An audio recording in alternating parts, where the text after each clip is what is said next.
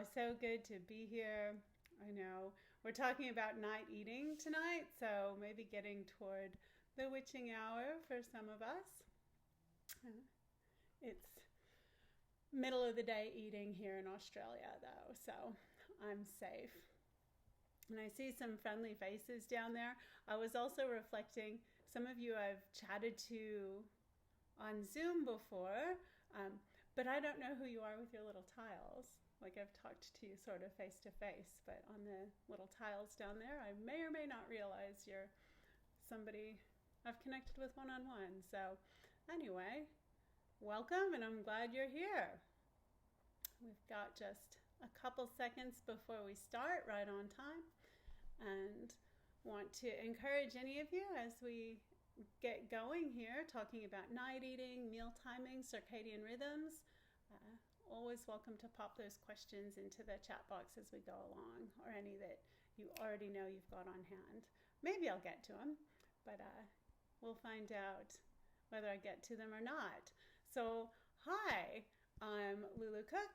I'm your guide today for this exploration of meal timing, night eating, and what really matters about that.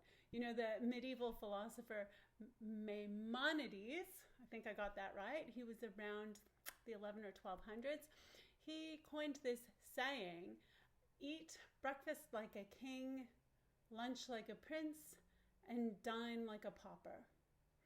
So this idea we should eat really grandly in the morning, a little more modestly at midday, and then just a peck at night. Is that true or not? That wisdom has come down through, 1,000 years, still informing us. Many of us may have this idea that night eating is a big no-no for our energy levels, our weight maintenance, our general health. And nowadays with intermittent fasting or one meal a day approaches, it seems like there's more ideas out there than ever about what makes a healthy pattern for our eating. We're going to look at those today. We're going to see that there's lots of overlap between our natural biological rhythms, our circadian rhythms, and how and when we eat, and that those influences go both ways. We'll see, I think in the end, what we're going to find is that there is a pretty persuasive body of evidence showing that eating earlier is probably a little bit of a benefit for most of us. But exactly what that means, what early means, would be different for any one of us because of our different biologies and lifestyles and what we need. So I just gave away what the answer will be. So we may as well get started and dive into the details. This is the Nutrition and Wellness for Recovery hour of the week, where I present hopefully actionable skills and strategies to improve your physical and mental health in recovery. Whatever your recovery path is, we want to feel good in our minds and our bodies, regardless of our substances and behaviors of addiction. So we take a look at that holistic picture here in this hour. I'm Lulu Cook. I'm a meditation teacher and a counselor and a dietitian. I'm the author of the Complete Anti-Inflammatory Book for Beginners. I'm really, really delighted to be here sharing some evidence-based information. Hopefully I'll get to your questions as we go along. If not, type them in the chat box. And at the end, we'll have some time for shares there in the, pull you in from that video segment. But I won't do that till the end because I do try to record these little sessions and want to respect your anonymity. So I just record myself. What else? If you have really personal questions or specific inquiries just for yourself, please email me either here in this platform or at Lulu, L-U-L-U, at gutfeelingcoaching.com, gutfeelingcoaching.com. Let me know what's going on for you, and we'll see if I have any ideas or might be of assistance in any way, share with you how I work with people, or just point you toward resources. Always love having those conversations with the people here in the rooms. So you can also email me afterwards if you would just like the references. I mention a lot of science, a lot of studies in these wellness sessions. So if you're keen to really dig into the original research on that, you can always email me for that as well, Lulu@Gut Feeling Coaching. And with that, we're going to get going, sort of defining our terms, talking about the layout here. We're going to define the terms of circadian rhythms. We'll talk about meal timing in general, sort of some general rules of thumb that would apply for most of us. And we are going to then dial in a little more specifically with night eating and even night eating syndrome.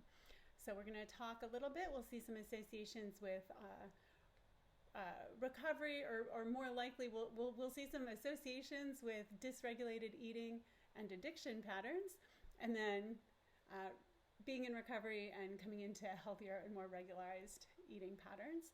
And we'll talk a lot about weight and energy today, long-term health outcomes as well, but the immediate benefits we get from optimizing this is in the realms of the weight that we're carrying and just how we feel, the energy that we're carrying in our bodies.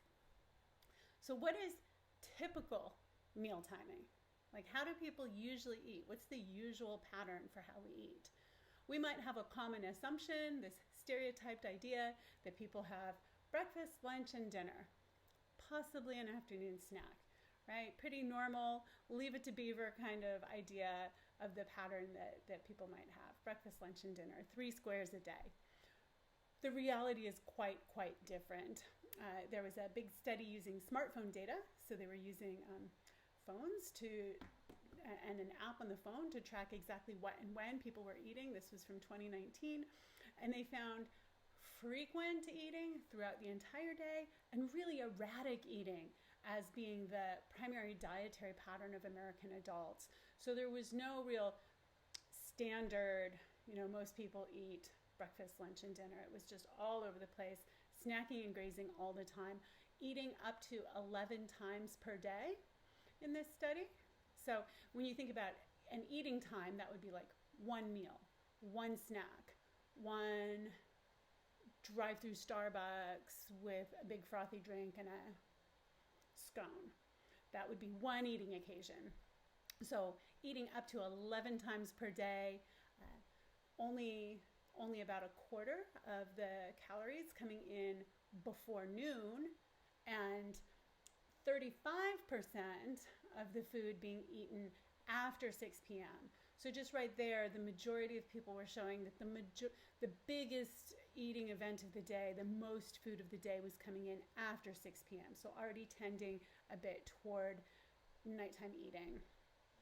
More than half of American adults eat over a period of 15 hours throughout the day. So 15 out of 24 hours in the day, they're going to be eating that entire time. And often on the weekend, that shifts even later. It's this interesting dynamic referred to in the research as social jet lag. So we throw our entire body clock out of whack, including our meal timing, with social jet lag, especially on the weekends. And I think we could also acknowledge for many of us this idea of social jet lag or our body clocks being out of rhythm. Who amongst us is not experiencing that in the pandemic, whether it's because of disrupted work and travel schedules, being at home all the time? So many of us, whatever our regular pattern was, that's out the window now, and we definitely are having some meal timing and life timing jet lag going on. And we see this pattern of erratic and frequent eating. It crosses countries. There's a big study coming out of India showing the same thing. Here we see overweight individuals who typically ate for more than 14 hours, over just eating for at least 14 hours during the day.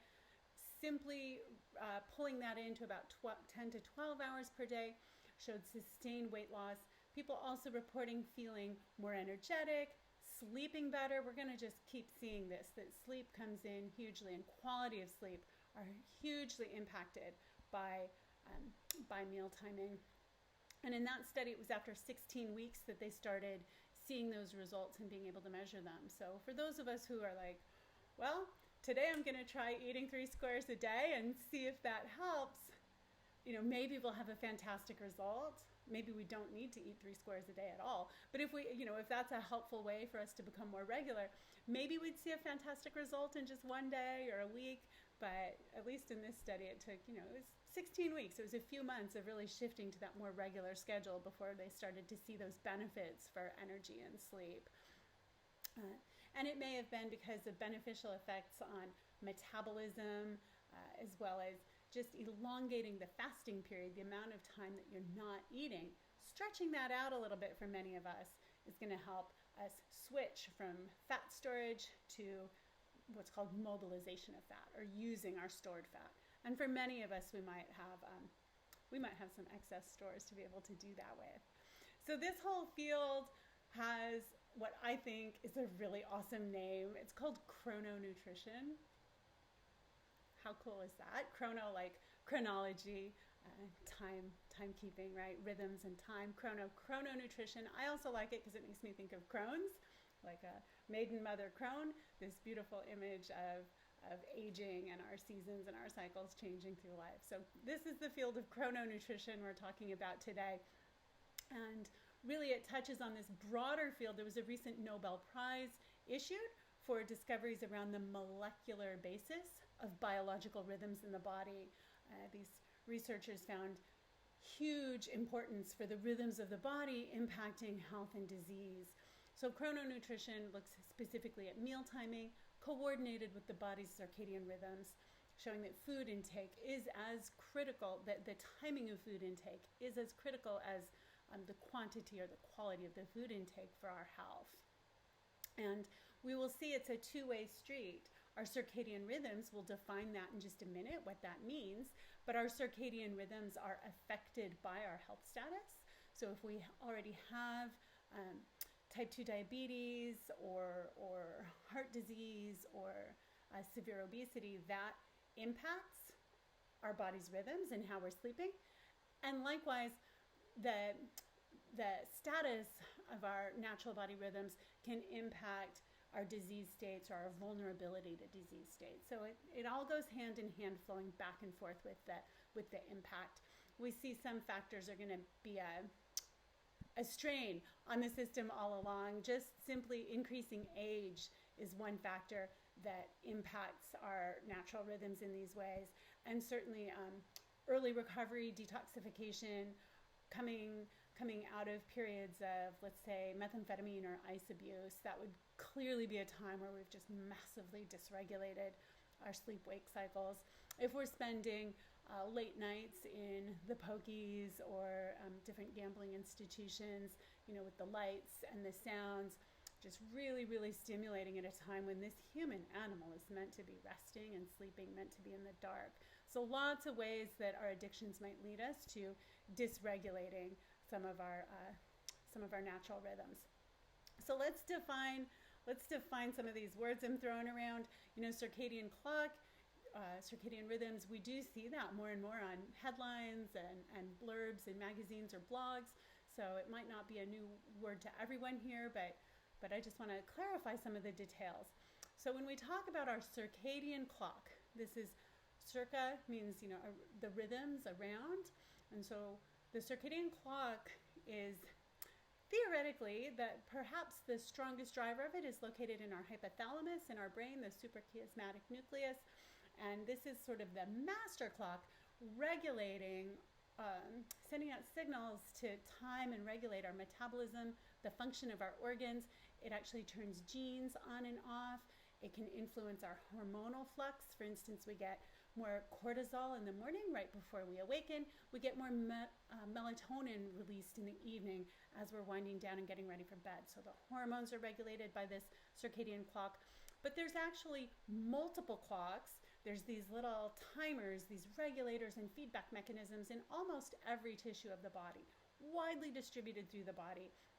And in general, you could think that the clocks or timing sensors for the brain are regulated by incoming light, by daylight specifically, and dysregulated by screen light or blue light. Whereas the clocks that regulate the body and the organ function are heavily dependent on input from food and meals to tell them whether it's time to gear up or ease down, so that the synchronicity of this entire system is run by light, our sleep-wake cycles, and by food, our cycles of fasting and feasting. And again, the things that are most likely to dysregulate those circadian rhythms would be certainly age. Just as we get older, we see the tight efficiency of that rhythm start to really shift and change. Being in the heavily overweight categories, really highly obese categories, type 2 diabetes, shift work, jet lag, social jet lag. These are all factors that can dysregulate the optimal functioning of those body rhythms. And we see some tactics we can use to help reorient and optimize those rhythms called circadian entrainment. It's like, how do we train our circadian rhythms to be back on a nice, steady, health-promoting rhythm? So the circadian clock prompts our behaviors, and then our behaviors around food and light nudge those circadian rhythms. Two-way street. And of course, many of us will be familiar with the idea that individuals can be divided by their chronotype, meaning that we're either morning people, night people, or neither one. Really, really overall persuasive patterns shown in the science, showing that teenagers and young adults much more likely to run on a circadian clock shifted a bit later in the day. That's more of a night owl kind of clock. Whereas as we age, shifting toward earlier and earlier circadian rhythm and circadian clock. So much more likely to have those early morning wake-up calls as we age. This is all also regulated by and helps regulate appetite levels, usual meal times, sleep timing, and hormone secretion. Overall, eating late at night is linked to disrupted circadian rhythms, and appetite-related hormones can also be directly impacted by that late night eating. So it's a vicious cycle for some of us. We might be tired, not getting enough sleep, dragging through the day. We stay up late, we're eating later, didn't have time to plan good meals earlier, so we're eating late. This will impair how well we sleep that following night. Not only are we up later, perhaps, eating, but also once we lay down, we're not going to rest as well. Our rest and digest time is impaired by the fact that our body is still hard at work digesting, which was supposed to happen during the day in terms of the human animal and how we're evolutionarily wired. So our body's working hard overnight, digesting all that food. We wake up a little bit late, a little bit tired, a little bit feeling kind of still heavy, not hungry yet because we ate so late. As the day goes on, we're more likely then in the hormonal regulation of our appetite, because of being tired and sleep deprived, is going to have us reaching for more high-fat, high-sugar foods, which impair our health in tons of different ways. We might get done with work. We're too tired to work out now. We didn't sleep well the night before. We've been eating high-fat, high-sugar foods all day. Too tired to go to the gym. Maybe the gym's not open yet. Too tired to go for a walk. We just want to lay on the lounge and order a pizza. Might also grab for that glass of wine, and off we go. We're setting ourselves up for another late night of dysregulated circadian rhythms. And this is a perfect example of that social jet lag, where the social pressures of our life, our work schedule, we have to get up on us at a certain time, whether we got enough rest or not, that those social pressures impact our rhythms in that way. And we see, there is some evidence that people naturally tend toward a morning or night kind of chronotype, but by night, it still means much earlier than most of us might imagine. They've done studies taking people away from the artificial stimulus of essentially screens and light bulbs. You take people out to a more natural setting, think of like a camping kind of setting with just a campfire. And what you find after a certain period of time is that whilst, yes, some people will be leaning towards staying up a little bit later than others, overall, by night owl, in terms of natural circadian rhythms, It's not the 1 a.m., 2 a.m., 3 a.m. sleep time. It's more like a choice between, I don't know, 8 p.m. as soon as the sun sets versus staying up all the way till 10 p.m. on the wild side. So that might be a more reflective vision of what it looks like for us when we're not subject to the social pressures and pressures of modernity. We see the most extreme example of this with shift work. And I'm sure there's some of us listening here today who may be night workers now, or maybe, coming out of our periods of our more wild years. Maybe we were working in bars or strip clubs or whatever our night work used to be before we came into recovery.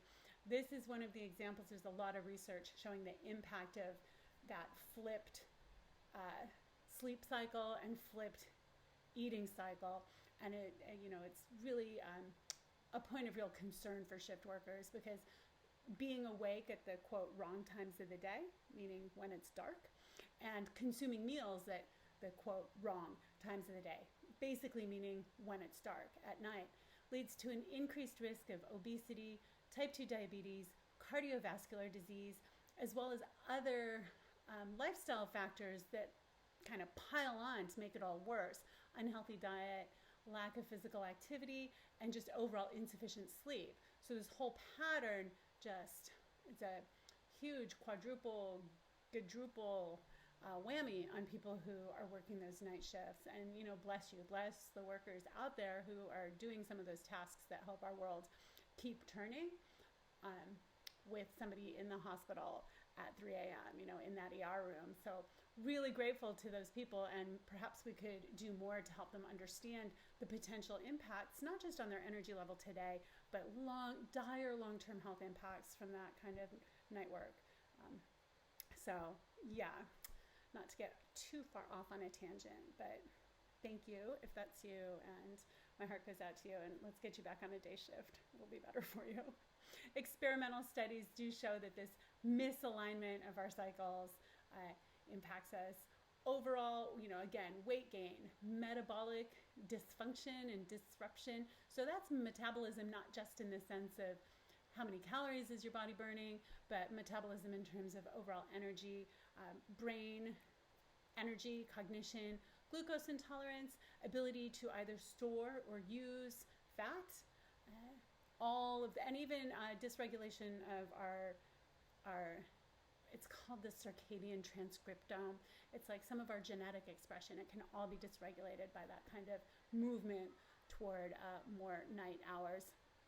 And I just wanted to offer a little solution here if you are that night worker. This comes from a 2019 study of 39 shift workers, looking at what would the difference be between if these night workers were eating a full meal during their night shift versus just having a snack during the night shift versus not eating at all during the night shift. You might have expected, or intuitively it might seem like not eating at all during the night would be a more careful match for our evolutionary biological needs. But what this study found was that eating a large meal, like a real meal, not just a snack, during the night shift impaired cognitive performance, so impaired mental performance, and created more sleepiness, more so than just the fact of being up in the middle of the night. And for the best improvement, shift workers should opt for a snack over the course of that night shift versus either a full meal or nothing at all. The ones who had the snack in this study had faster responses, safer decision making, and more consistent performance. So there's that little bit of solution for those of you who are shifties. So I think one of the biggest questions that I get when I have my dietitian hat on is skipping breakfast. Does it matter? I don't like breakfast. I don't want to eat it. I'm in a hurry in the morning. I don't want it. Does it matter? So let's start by loosely defining breakfast as eating within about 2 hours of awakening. Each study that would look at this would have a slightly different definition, but it's roughly within about 2 hours of awakening.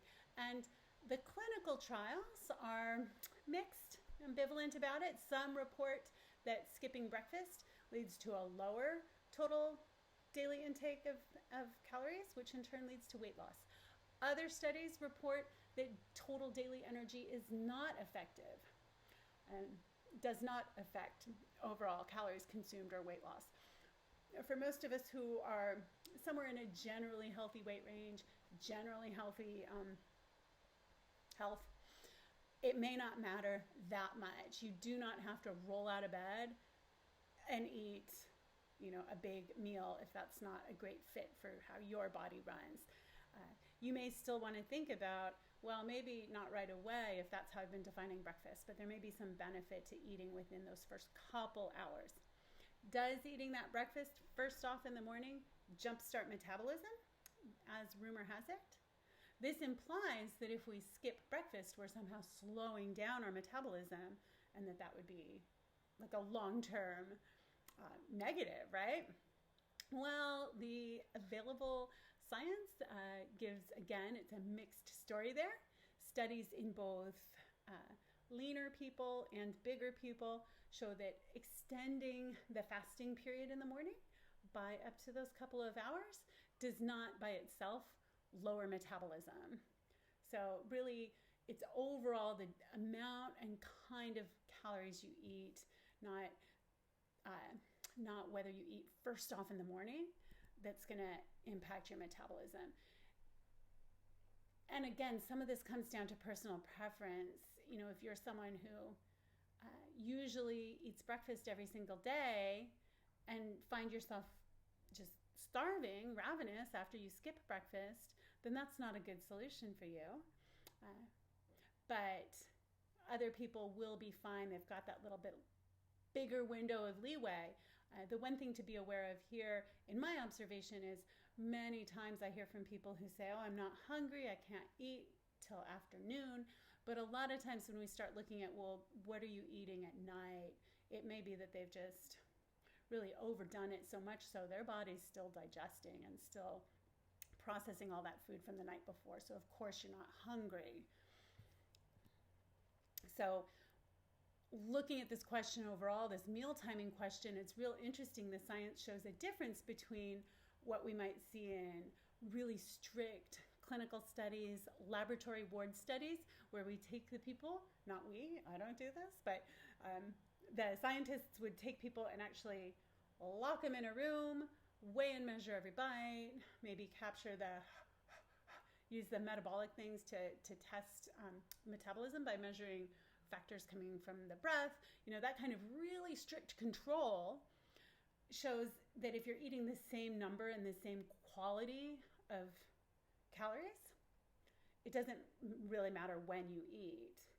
However, the vast bulk of the evidence done like in real life, the science done with people who are not locked into laboratories, shows that it does matter. There's definitely a weight of the evidence saying that early eating is going to be superior for all of the parameters we've looked at, including energy and weight.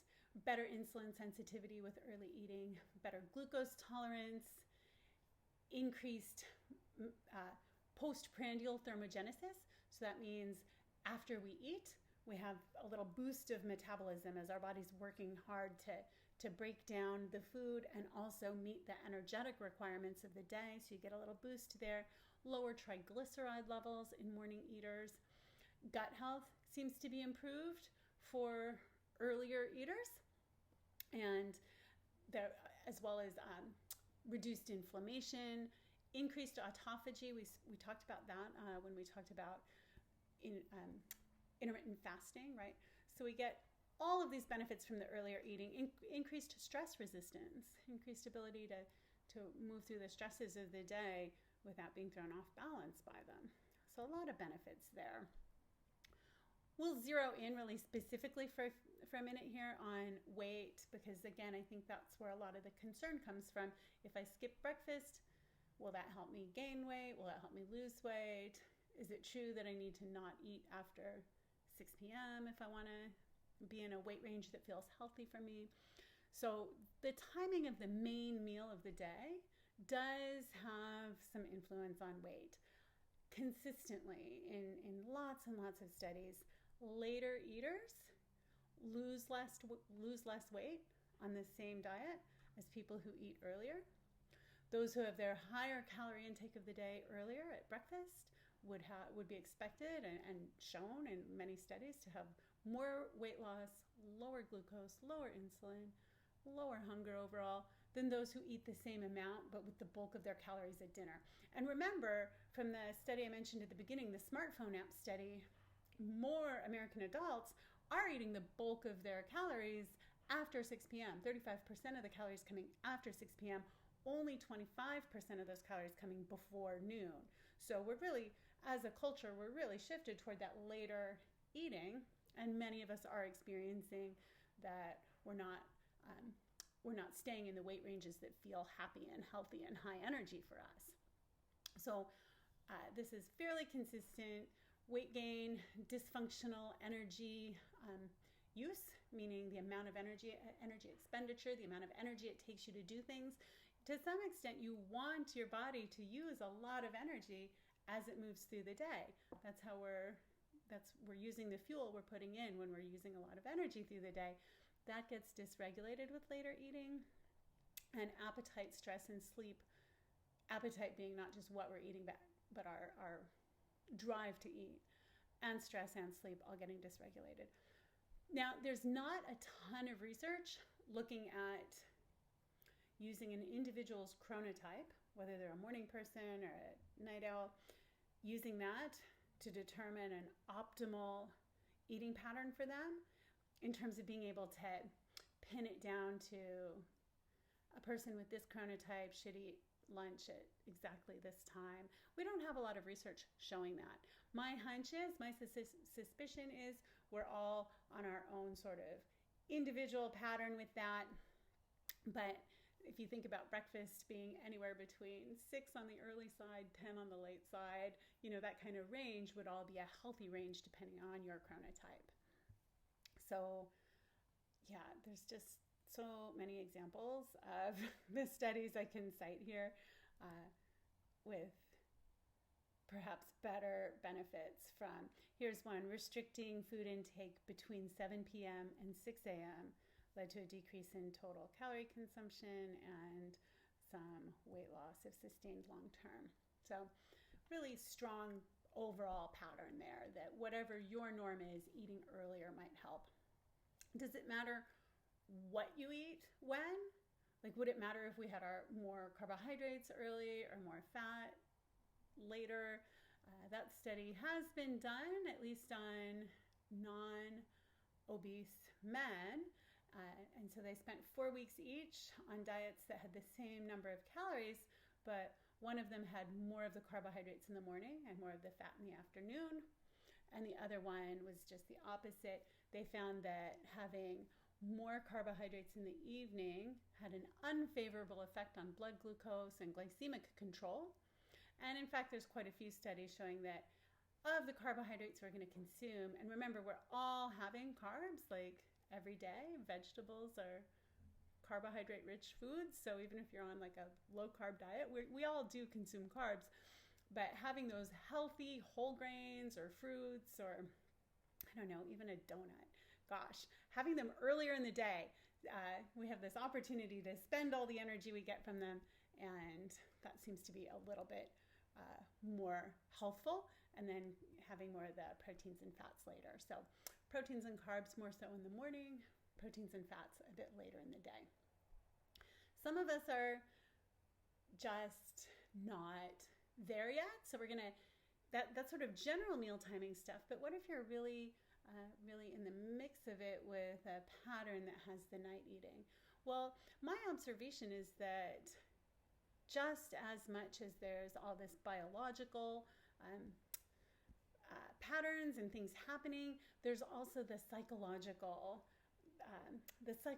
aspect that's informing our mealtime. The number one thing I see with people that complain about night eating or feeling like they get out of control with their eating at night or they're just eating too late, oftentimes they're setting themselves up for that in the sense of not eating enough earlier in the day.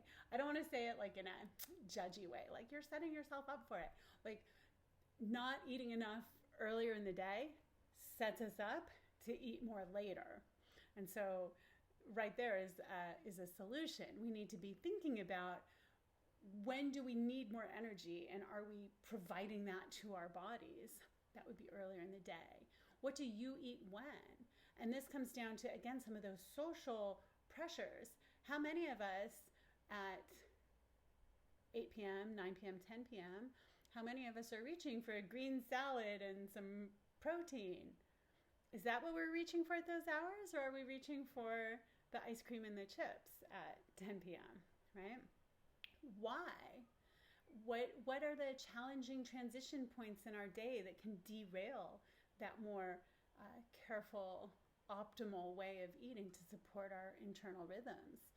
When do we end up with a case of the throw our hands up in the air and say, I just want to relax and enjoy? For many of us, that's going to be later in the day. So there's definitely a psychological and an emotional piece of what's driving our nighttime eating habits, along with just the physical piece of how are we eating earlier. Which foods signal relaxation to us at the end of the day? Is it broccoli? Because if it is, I promise you, you are in you're in the minority if broccoli signals comfort and relaxation food to you. But bless you, that's awesome. I wish I had that. And I do see the speaker there. I'm actually just going to acknowledge you and click you off for now. So raise your hand again, though, when I'm done, because I'd love to pull you back on to keep talking when the recording's over. So some people will subconsciously compensate if they've not been eating enough earlier. They'll subconsciously compensate at night with more eating. Other people won't feel cravings of the same magnitude. They just might, some of us just don't really feel hungry at night. So when it comes to that question about when to start eating in the day, going against your natural inclinations may not be necessary, but it is bringing that attention to it and not just sliding into a pattern that's not helpful for you. I want to address one interesting study I found on night eating and post-bariatric weight loss. We've talked about weight loss surgery on this hour before, and so I thought this was really fascinating, this study of post-bariatric weight loss success. And the study followed 270 people, men and women, for 6 years. So there was some really good follow-up on this study. It was a fair few people, 270. And they were looking at weight loss effectiveness after weight loss surgery as it related to the timing of the main meal of the day. And what they found was that of what's called in this study poor weight loss responders, the ones who didn't lose as much with the bariatric surgery as hoped for, the poor weight loss responders, 70% of them were late eaters. They did the bulk of their eating anytime from 3 o'clock in the afternoon onward. So the ones who did not lose weight as well as hoped were more likely to be late eaters. And the ones who did lose, they were, quote, good weight loss responders to the weight loss surgery, only 37% of them were eating later in the day. So a much bigger percentage of the ones who were losing the weight they wanted to lose, they were eating earlier. Age, gender, and the type of weight loss surgery did not matter. Things like everything else was equal in regards total amount of food typically consumed before surgery, the amount of sleep, whether people identified as morning larks or night owls, so their chronotype, all of that was very, very similar between the groups that lost weight successfully or most successfully or not. So just a little interesting tidbit for those of you to whom this applies. Night owls and food addiction. There's been a little bit of research into this, and thus far it does not appear that circadian differences directly impact or cause addictive-like eating. However, There's some hint that people who have more tendency to be up at those really late hours also have elevated levels of insomnia and elevated levels of impulsivity. And both of those two factors are related to higher odds of food addiction. So that insomnia and impulsivity did contribute to food addiction. And that, so it's sort of a couple of links down along the chain, but something to think about there. For some of us, we'll go all the way from kind of a tendency to eat more of our food later in the evening, all the way to something called night eating syndrome, in which the circadian rhythm of eating is just shifted later in the day, so that the daily calorie intake during the day is minimized and calorie intake at night is increased. This is anywhere from 1 to 5% of the general population, and it affects men and women equally. So all in, this means that night eating syndrome probably affects 1 out of 100 people. And if a person has obesity already, there's a 1 in 10 chance. It's 10% of people living with obesity who may have night eating syndrome. And we see, similar to other patterns of disordered eating, the brain's circadian system can get compromised, and this can help cause or continue compulsive feeding, night eating, and food addiction. Interesting for those of us in this room, of course, is that some of the factors many of us struggle with, that history of substance abuse, depression, anxiety, having a history of any of those is increased likelihood to also have that night eating syndrome. And gosh, this makes just a ton of sense, because as we look deeper at the neurochemistry of addiction, it's becoming increasingly clear that there are common patterns, common dynamics underlying all of our addictive expressions, whether it's around food or behaviors or substances. So yeah, sure enough, that history of substance abuse is going to be more common in people with night eating syndrome. And I don't have a statistic on that. I don't have a number on that. So if you think about the general population, maybe 1 out of 100 people has night eating syndrome. Population of people with obesity might be 10 out of 100. And then my guess is that for people with that history of addiction, it's going to be somewhere in between that. So let's just say 5 out of 100, maybe something like that. Worth noting here that people with night eating syndrome are not necessarily carrying extra weight in any way. They could be within standard, quote, normal weight ranges and still experience night eating syndrome. It is not a separate diagnostic label according to the most widely used, the DSM, Diagnostic and Statistical Manual number 5. That came out in 2013. It's the one that brought binge eating disorder in as a specific diagnosis of its own.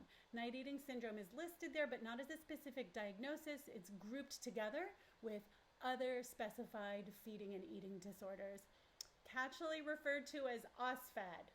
Hey, how's that for an acronym? But it is in there. It's recognized as a thing, and looking forward toward perhaps future categories, the diagnostic categories that may evolve. Some of the proposed criteria for night eating syndrome includes that at least 25% of the daily calories would occur after the evening meal. There would be waking up at night to eat and feeling like one has to eat in order to fall back asleep. This would happen 2 or more times per week for at least 3 months. The person has to have awareness that they are night eating. And there's parasomnia, sleep-related eating disorder, in which somebody night eats and they're not aware of it. So that's a differentiating factor. And they have to have distress about it. It has to bother them that this night eating is going on. And these diagnostic criteria, these proposed criteria, would be going hand in hand with other symptoms such as a lack of appetite in the morning, a feeling of urgency or craving to eat at night, depressed mood, difficulty sleeping. So let's differentiate it a little bit from binge eating disorder. It may feel like there's a lot of overlap. I know a lot of people really struggle with binge eating at night. And in fact, both of these, binge eating disorder and night eating syndrome, they both have a higher risk of mood, anxiety, sleep problems, similar weight status risks, meaning that you may tend toward overweight with either of these, but not necessarily.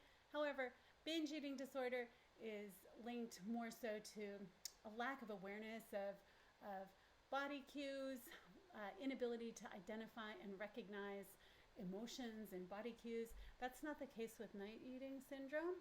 That night eating syndrome people who experience it have high levels of eating in response both to emotions and external pressures, meaning environmental cues or emotional cues, or especially stress. So there's a theory, a hypothesis that perhaps night eating syndrome is caused by a combination of stress plus genetic predisposition. We do see the gene piece here again, and linked also with reduced serotonin in the brain that then works all together to dysregulate both circadian rhythms and to decrease the sense of satiety from eating. So that's just a little bit about night eating syndrome, and toward the end, in a couple minutes, we're going to talk a bit more about some of the ways we can work with that if that's something we struggle with. So since we're talking about meal timing, I just want to wrap up on intermittent fasting really briefly. Overall, the effects of time-restricted eating or intermittent fasting depend in part on the time of day that the eating happens with. Restricting the food intake toward earlier in the day is likely to result in improvements in metabolic markers like our insulin levels, our blood pressure, our inflammation. And there's also, a pretty good body of evidence showing that this kind of intermittent fasting pattern is linked for many people with weight loss. But that's the predominance of the evidence. But what I would just say about the restricting the time window, there's so many reasons that it is of benefit not to be grazing for 15 hours a day. And it might not be weight loss, and that might not be a concern for you, and that's okay. There's still benefits to making sure we give our body that full time off with hopefully that overnight fast, if that works for our time schedule. One study, 27 well-designed studies on intermittent fasting. And so there's a review article of all 27 of these. They found that there was weight loss of anything from 0.8% to 13% of baseline weight with no serious adverse effects. It's worth noting, though, that was similar. There were 12 studies that compared an intermittent fasting approach with simply an eating less approach, and those had equivalent results. So at least in terms of I guess the thing is most of us are just eating more than we need to all the time. And so whatever way works for you to pare that down a little bit, you're probably going to be doing yourself some benefits in terms of your energy, your inflammation levels, your sleep, that kind of thing. At the far end of the intermittent fasting, and I am only sort of mentioning this one reluctantly, but it's in the bookstores, it's in the news, OMAD, 1 meal a day, really pretty extreme approach to intermittent fasting, not well studied. There are way more blog articles and trendy books about OMAD than there are well-designed research studies in humans, not rodents. And when there are human studies, really worth paying attention to are the people in that study reflective of me. Whatever I am, a lot of the studies are in young, lean, healthy men. And if that describes you, you could look at that very scanty amount of research and derive some connections to whether it fits for you or not. But many of us are not young, lean, healthy men. And so the applicability of that very limited data in the first place might not stand for us. Overall, it can help if you're eating the same number of calories 3 meals a day versus 1 meal a day, and eating it earlier in the day versus later in the day. There's some benefits to that eating less and eating earlier. less persuasive for women, and it's a stressful way of eating. It's a pretty extreme way of eating. So there's no special magic here. I guess that's what I'm trying to say about OMAD. There's no special magic there as compared to a more gentle time restricted eating or just a general, calorie restricted approach. If weight loss is your goal, and it's not the goal for all of us, and it doesn't need to be, we can always need to think about whatever meal pattern we're taking on. What kind of food are we eating and how is it supporting our bodies? There is no magic meal timing pattern that lets us get away with eating hyper processed, high sugar, high salt, high fat food and think that that's a benefit for our health and energy and well-being. It's just not. But when we're eating healthy, nutritious, supportive whole foods and natural foods, we have some room to play with figuring out what's the optimum pattern for me. All of these work if you work it and if they work for you. So the bottom line, the lab studies show little difference in meal timing patterns, but the studies in the real world do show a difference, a real trend toward eating earlier, having some improved health outcomes, including optimizing our biological rhythms. Some ways that we could shift ourselves toward that, and specifically thinking about treating night eating syndrome, but I think this applies across the board. If you're wanting to have a more optimal circadian rhythm and more regularity in that way, really focusing on reducing stress helps a lot. That could be progressive muscle relaxation or mindfulness, has a direct connection with reduced night eating episodes, as well as reduced depression and scores for perceived stress. Could consider using medications that could increase serotonin levels like sertraline or escitalopram, goes by various trade names in different countries. Improving our satiety by following a regular eating schedule and choosing foods that prolong fullness. And if you're not sure what they are, what those types of foods are, reach out to me. I'm happy to chat to you about that. So disruptions in our circadian rhythms can be improved by eating just on a much more regular meal schedule and deciding what that schedule is that works for you. Bright light therapy, meaning exposure to bright, especially daylight earlier in the day, and then using those screen blockers later on and turning the screens off at night. Really helpful, directly impacts serotonin levels and regulates the biological clock. People often benefit from trying multiple of these approaches and being persistent, finding the ones that work really well for you. Some of these are considered entrainment, where we're really training our circadian rhythms to be back in a rhythmic, regular kind of cycle. Movement during daylight hours helps with that, moving our bodies. We could consider using melatonin in the evening to help turn that clock down and send those signals through. And, listen to yourself. Take a kind perspective on your beautiful, beautiful attempts to find the optimal way to eat and the optimal pattern to eat to support your recovery so you feel good, so you feel happy and healthy and high energy in your recovery. Because what good is it to just put down the bottle or put down the porn addiction or whatever it may be if we remain unhealthy and sick and tired and not feeling good? That's no good at all. So let's be kind to ourselves about our good efforts here to learn more and maybe try something this week, try out one of those approaches to see if it has an impact for you. Let me know. I would love to hear how you go with it. That's Lulu at gutfeelingcoaching.com. Also, if you want the references to any of those studies, you can go to my Facebook page and website, Gut Feeling Nutrition Therapy, for both of those, and follow along. I have some great offers there. I post a lot of good information there. Email me for specific questions if you want to know about one-on-one consultations, anything like that. Get on my newsletter list. I send out lots of good info very, very rarely.